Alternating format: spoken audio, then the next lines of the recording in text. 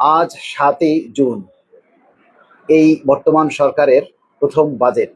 আজকে সেই বাজেট অধিবেশন শুরু হয়েছে।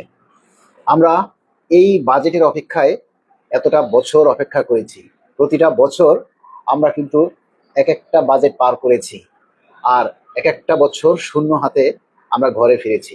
কিন্তু 11 বছর পর আজকে যেই বাজেট অধিবেশনটা শুরু হচ্ছে, সেই বাজেটেই আমরা আশা করি যে আমাদের আশার আলোর প্রতিফলন ঘটবে। আমরা প্রত্যাশা করি এই যে বাজেট শুরু হয়েছে, আমরা আশা করি এই বাজেটের মধ্যে দিয়েই আমাদের 11 বছরের দুঃখ কষ্ট দূর হবে। আমরা প্রত্যাশা করি যে বর্তমান মাননীয় সরকার, এই যে জনাব তারেক রহমান মাননীয় প্রধানমন্ত্রী, তিনি তার ক্ষমতা গ্রহণ করার পর থেকে মাননীয় প্রধানমন্ত্রীর অ্যাক্টিভিটিস, তার চলাফেরা, তিনি এই যে মাঝে মধ্যে যে কাজগুলি আমাদেরকে দেখান বা আমরা আমরা তাদেরকে যে জিনিসটা দেখতে পাচ্ছি, সেটা অতীতের কোনো সরকারের আমলে আমরা এই কাজগুলি দেখিনি। আমরা প্রায়ই দেখি মাননীয় প্রধানমন্ত্রী রাস্তা দিয়ে হেঁটে অফিসে যাচ্ছেন। আমরা প্রায়ই দেখি মাননীয় প্রধানমন্ত্রী একই কালারের শার্ট পরে তিনি অফিস করেন। তিনি চাইলে শান শওকত অনেক কিছু করতে পারেন, কিন্তু সেটা তিনি করছেন না। আমরা এমনও জানি যে তার নাকি দুপুরের দৈনিক খাবারের তালিকায় 100 টাকা বাজেট থাকে। আপনারা কি আর কোন সরকারের আমলে এরকম কথা শুনেছেন? আমরা চাই সেই মাননীয় সরকার, কর্মচারী বান্ধব সরকার, যাতে এবারে কর্মচারীদের দুঃখটা অন্তত বোঝেন এবং সেই অনুযায়ী আমাদের জন্য যাতে বাজেট বরাদ্দ রাখা হয়। আমরা বিভিন্ন মিডিয়ার মাধ্যমে, বিভিন্ন গণমাধ্যমে যে কথাগুলি শুনছি যে 35,000 কোটি টাকা বরাদ্দ রাখা হচ্ছে, আবার বিকেলে টিআইবির অনুসন্ধানে আমরা সেখানে শুনলাম যে 37,000 কোটি টাকা বরাদ্দ রাখা হয়েছে। আসলে যে কোনটা সত্য আমরা আদৌ জানি না, এখনো জানি না। তা আমরা দেখলাম যে বাড়তে থাকুক, 35 থেকে 37, 37 থেকে 40। আগামী 11ই জুন স্পষ্ট হয়ে যাবে যখন মাননীয় অর্থমন্ত্রী মহোদয় নিজের মুখে সে বাজেট পেশ করবেন। সেদিন পর্যন্ত দেখি আসলে বাড়তে বাড়তে কত বাড়তে থাকে। তো আমরা চাইবো এই 11 বছর পর যেহেতু একটা পে স্কেল হতে যাচ্ছে, সেই পে স্কেলটা যেন কোনো ধাপে নয়, কোনো পার্সেন্টেজে নয়, আমরা এককভাবে এই পে স্কেলটা আমরা বাস্তবায়ন চাই।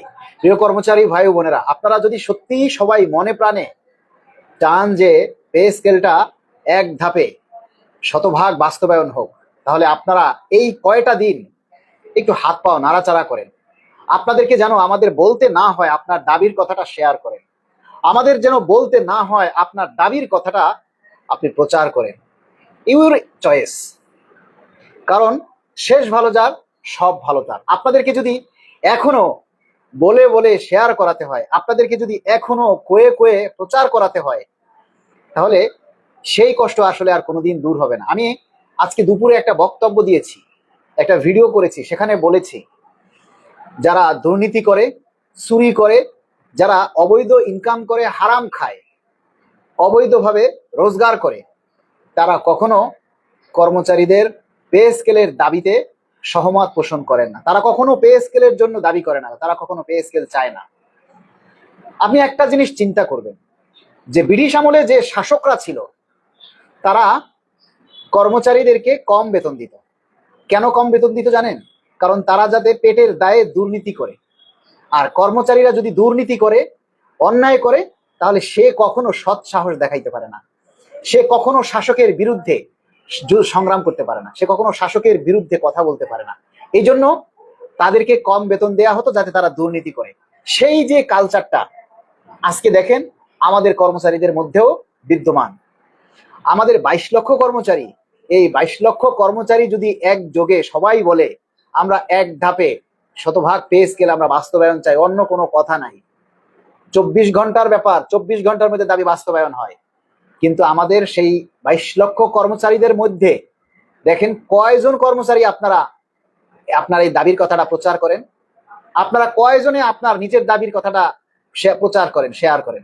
এই যে কথাগুলি বলছি, এগুলি কি আমার একার কথা নাকি আপনাদেরও কথা? যদি আপনার কথা হয়ে থাকে, তাহলে আপনি কেন আপনার কথাটা আপনি শেয়ার করেন না? পে স্কেল হলে কি আমার একার বেতন বাড়বে নাকি আপনারও বাড়বে? যদি আপনার বাড়ে, তাহলে আপনাকে কেন শেয়ার করতে বলতে হবে, কেন আপনাকে প্রচার করতে বলতে হবে? আজকে 22 লক্ষ কর্মচারীর মধ্যে বেশিরভাগ কর্মচারীরা নীরব।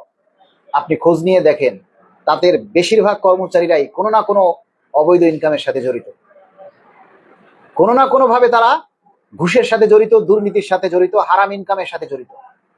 আর তাই তাদের পে স্কেলের প্রয়োজন নেই, পে স্কেল নিয়ে কথা বলে না, পে স্কেল নিয়ে আন্দোলন দিলে রাস্তায় আসে না। আমি যে কথাটা বলেছি কতটুকু সত্য আপনারা বলেন। আমি কি ভুল বলেছি ভাই? আপনারা সবাই একটু কমেন্ট করে জানাবেন। আপনারা যদি কমেন্টস করেন, আপনারা যদি মতামত দেন, তাহলে সবাই একটু মতামতগুলি তুলে ধরবেন। আপনারা যখন মতামত তুলে ধরবেন তখন আমার কথা বলতে ভালো লাগবে। আপনারা যদি মতামত না দেন, আপনারা যদি আপনাদের দাবির কথাগুলি প্রচার না করেন, কমেন্টস না করেন, তাহলে কথা বলতে ইচ্ছা করে না। গত 3টা পে স্কেল কিভাবে হয়েছিল সেই ইতিহাসটা একটু আপনাদের কাছে আমি তুলে ধরছি। 2005, 2009 এবং 2015 এই 3টা পে স্কেল আমি পেয়েছি। এই 3টা পে স্কেল কিভাবে বাস্তবায়িত হয়েছে সেই হিস্ট্রিটা একটু শুনুন সবাই মন দিয়ে। তার আগে সবাই ভিডিওটা শেয়ার করুন, লাইভটা শেয়ার করুন। 2005-এর পে স্কেল কার্যকর হয় 1 জানুয়ারি থেকে, মানে জানুয়ারি মাসের 1 তারিখ থেকে কার্যকর হয়েছিল। সেই পে স্কেলের প্রজ্ঞাপন হয়েছিল 5 মাস পর, মানে 28 মে। 28শে মে প্রজ্ঞাপন হয়েছিল 2005-এর পে স্কেলের, কিন্তু বাস্তবায়ন হয়েছিল 1 জানুয়ারি থেকে। 1 জানুয়ারি থেকে আপনার এই 28শে মে পর্যন্ত এই যে প্রায় 6 মাস এই টাকাটা বা 5 মাস এই টাকাটা সবাই বকেয়া হিসেবে এককালীন পেয়েছিল। 2005-এর পে স্কেল বাস্তবায়ন হয়েছিল 2 ধাপে, মানে 2 ধাপ বলতে 3 ধাপে। 3 ধাপ কিরকম? জানুয়ারি থেকে 75% বেসিক ভেঙে দেওয়া হয়েছে, তার 6 মাস পর অর্থাৎ জানুয়ারি থেকে 75% এবং 1 জুলাই থেকে দেওয়া হয়েছিল বাকি 25%, মানে 6 মাসের মধ্যে 100% বেসিক বাস্তবায়ন করেছিল। এবং তার পরবর্তী জুলাইয়ের 1 তারিখে অন্যান্য সকল ভাতাগুলি দেওয়া হয়েছিল। তাহলে কয়দিনে কার্যকর হয়েছিল? জানুয়ারি 1 তারিখ থেকে ডিসেম্বর 1 বছর, আর পরবর্তী 6 মাস জুলাই, মানে 1.5 বছরের মধ্যে 2005-এর পে স্কেল বাস্তবায়ন করা হয়েছিল। 2005-এর পে স্কেল দিয়েছিল বিএনপি সরকার। আপনারা বুঝতে পেরেছেন? যদি বুঝে থাকেন তাহলে এই প্রসঙ্গে কমেন্টস করবেন। একটা জিনিস যখন বুঝবেন তখন আমি আবার আরেকটা বলবো, আমি আবার রিপ্লাই করছি। 2005-এর পে স্কেল হয়েছিল 1 জানুয়ারি থেকে, আর প্রজ্ঞাপন হয়েছিল 28শে মে, মানে 5 মাস পরে।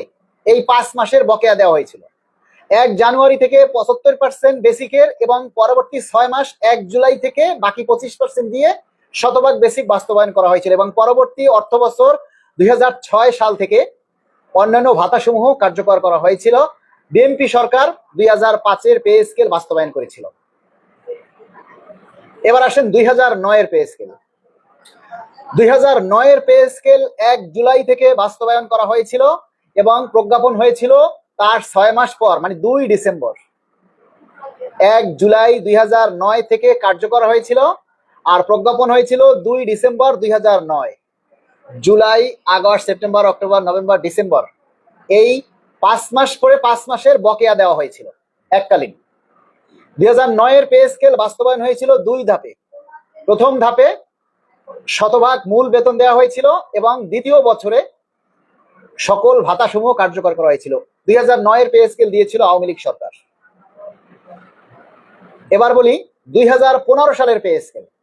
2015 সালের পে স্কেলও 1 জুলাই 2015 থেকে কার্যকর করা হয়েছিল এবং প্রজ্ঞাপন হয়েছিল 6 মাস পর, মানে 15 ডিসেম্বর। 1 জুলাই থেকে পে স্কেল কার্যকর হয়েছিল, ঘোষণা হয়েছিল, প্রজ্ঞাপন হয়েছিল তার 6 মাস পর, মানে 15 ডিসেম্বর। সেই পে স্কেলটা 2015 সালের পে স্কেলটা এককভাবে একেবারে শতভাগ বাস্তবায়ন হয়েছিল। মূল বেতন এবং বেসিক একবারে বাস্তবায়ন হয়েছিল। কিন্তু ওই যে 6 মাসের এরিয়া, জুলাই থেকে 2 ডিসেম্বর পর্যন্ত যে বকেয়া, সেই বকেয়াটা সরকার তখন ধাপে ধাপে বাস্তবায়ন করেছিল। 2015 পে স্কেল বাস্তবায়ন করেছিল আওয়ামী লীগ সরকার। তারপর থেকে আজকে 2026 সাল, 11 বছরের ভিতরে আর কোনো পে স্কেল নেই।